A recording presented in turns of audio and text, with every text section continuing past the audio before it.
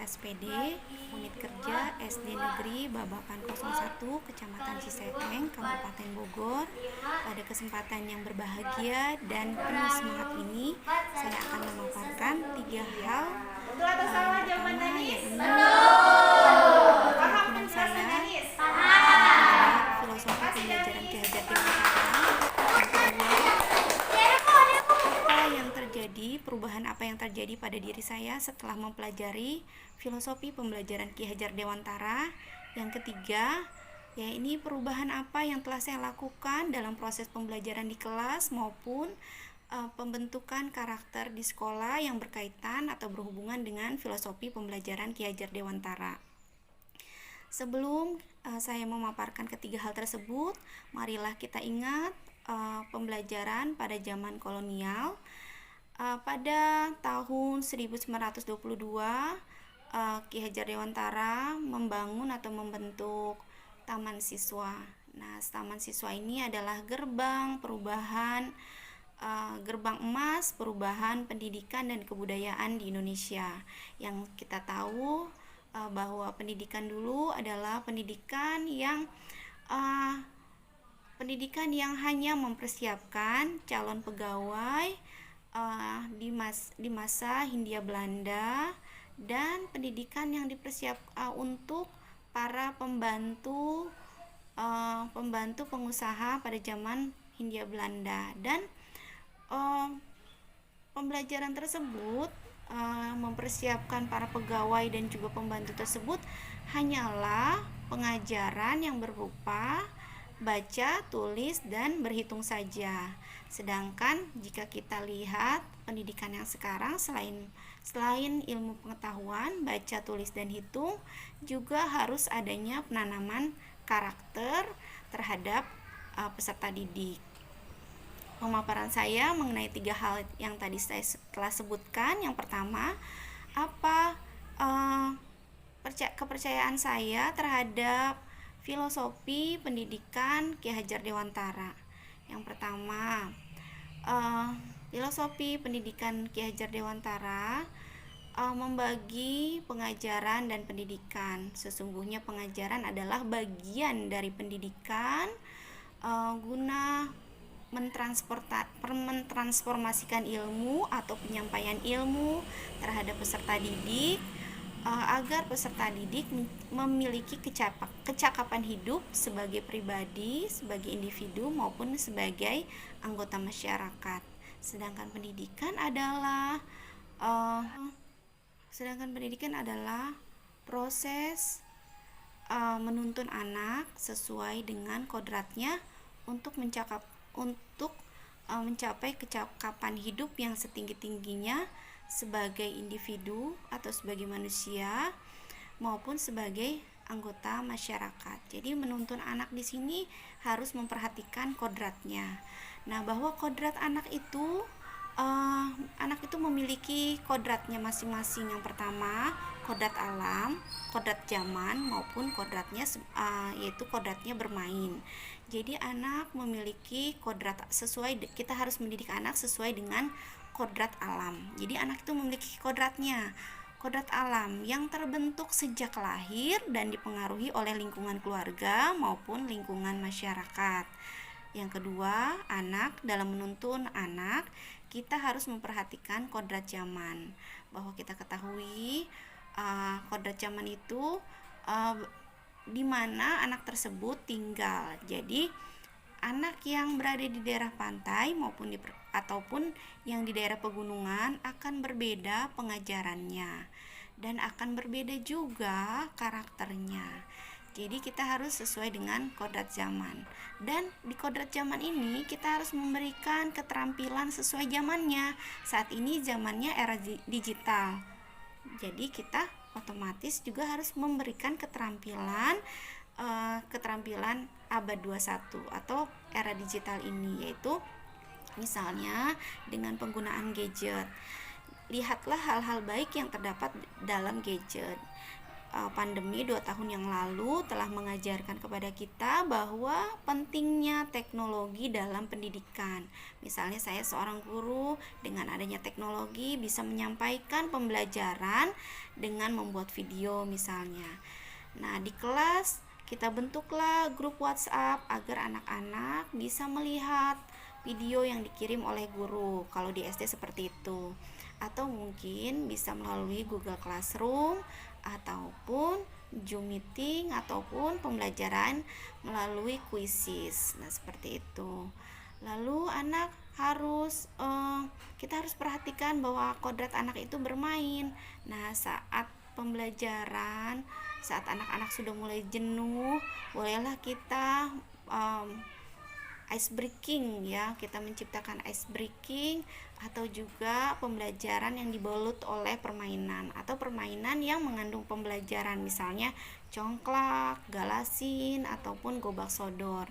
Nah, di dalam permainan itu ada nilai-nilai baik, misalnya ketangkasan, kecerdasan emosional, terus sportivitas, kejujuran, terus menghargai teman, kreativitas dan lain. Berhitung juga ya, misalnya permainan mencongklak, di situ ada berhitung seperti itu.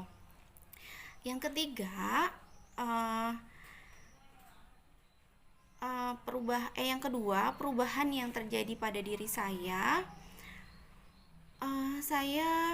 lebih memahami anak, bahwa anak itu sebagai individu yang berbeda, yang memiliki gaya belajar, minat dan bakat yang berbeda. Nah, saya sebagai seorang pendidik harus menuntun anak agar dapat mengkonstruksi pengetahuannya, harus bisa menuntun anak. Saya juga harus bisa menciptakan atau memfasilitasi pengajaran dan pendidikan agar anak yang berbeda-beda tersebut dengan keunikan masing-masing bisa terwadahi gitu. Misalnya anak yang memiliki gaya belajar, minat dan bakat yang berbeda-beda, seorang guru harus bisa memfasilitasinya dengan berbagai macam metode maupun media dan dengan berbagai macam asesmen atau penilaian sesuai dengan gaya belajar, minat dan bakat anak, seperti itu. Lalu yang ketiga, perubahan yang telah saya lakukan dalam proses pembelajaran di kelas maupun pembentukan karakter di sekolah, yaitu yang pertama, nilai beriman dan bertakwa.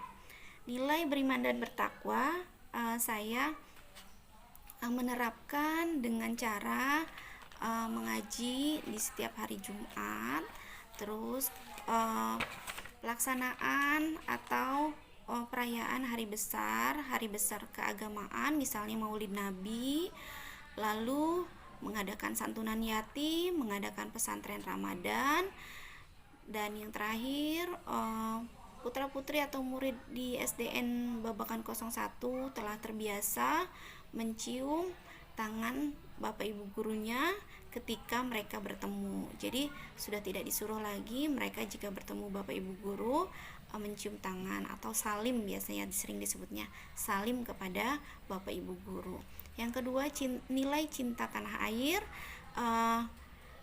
Upaya yang telah dilakukan yaitu upacara bendera di setiap hari Senin, juga upacara di hari-hari besar nasional, misalnya Hari Pendidikan Nasional, Hari Guru Nasional, Hari Kebangkitan Nasional, Hari Kesaktian Pancasila, dan 17 Agustus atau Hari Ulang Tahun Republik Indonesia.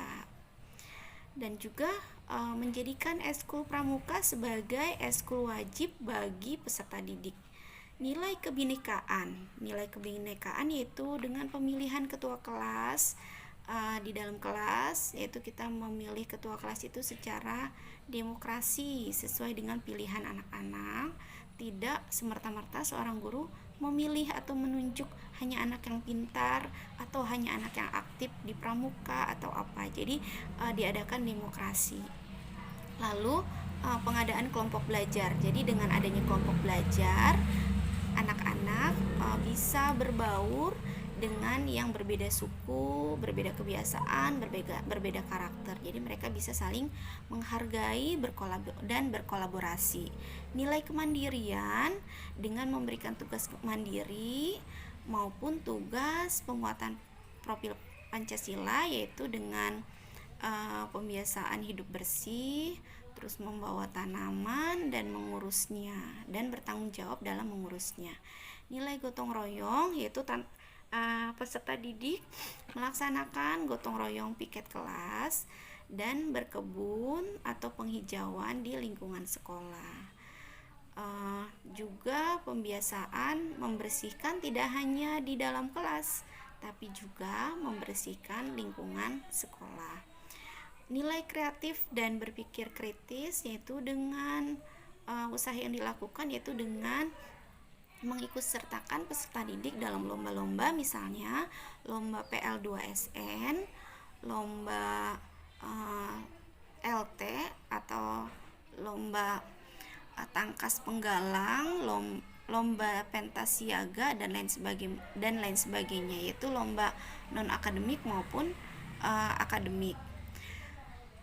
Terus yang ketujuh, nilai kearifan lokal. Nilai kearifan lokal,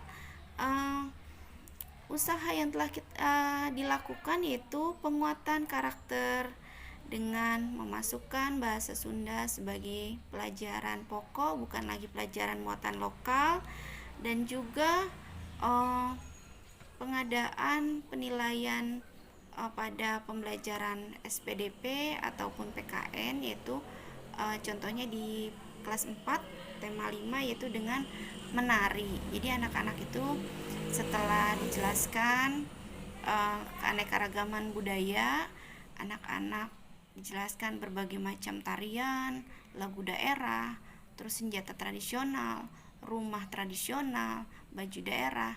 Anak-anak juga menampilkan tarian daerah yang telah mereka ketahui. Jadi dibuat kelompok, mereka anak-anak menampilkan tarian, dan anak-anak di situ bisa berdiskusi kira-kira kostum apa yang cocok untuk tarian tersebut, seperti itu. Terima kasih, demikian pemaparan dari saya. Semoga sehat selalu dalam keberkahan. Salam merdeka belajar, salam merdeka mengajar. Assalamualaikum warahmatullahi wabarakatuh.